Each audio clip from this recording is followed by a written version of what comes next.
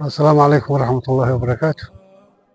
waxaan insha Allah halkan ka salaamayaa dhammaan asxaabta socodka. Dhammaan waxaan salaamayaa asxaabta socdaalka. Maanta socdaalka iyaga waxaan ku tagnay buurta Shanaganaadi.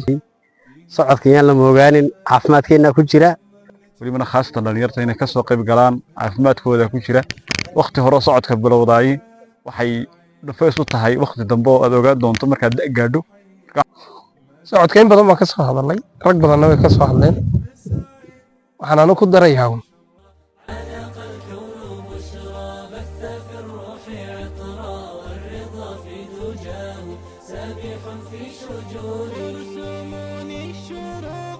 قد كسيت البريقة وملأت قلوبا شاهقات الحصون باغتراب الصفاء سلوة للقاء. السلام عليكم ورحمة الله وبركاته.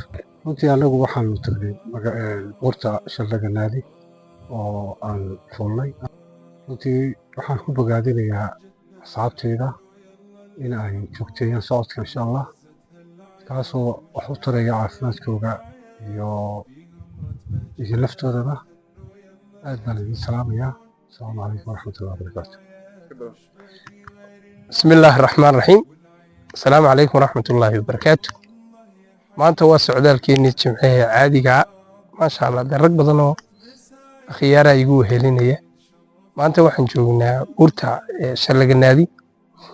socodka in badan baan ka soo hadalnay rag badanna way ka soo hadleen waxaan anu ku darayaa hamoogaani socodka saw kuma baahnee adigaa u baahnee ogow naftayda iyo naftiina.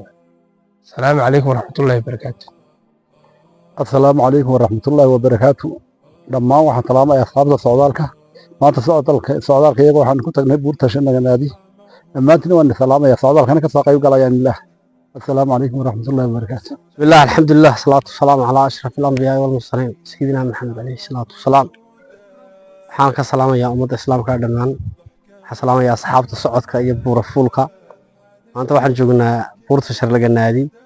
socodka yaan la moogaanin caafimaadkeena ku jira traininkan jimcaha iyo maalmaha kale lagu dari kara waxa lagu daraan lahaa asxaabta aad iyo aad baan idin salaamay. assalaamu calaykum waraxmatullahi wabarakaatu. alxamdulilah wasalaatu wasalaamu calaa rasuuliillah amaa bacd waxaan ku suganahay buurta Shanaganaadi.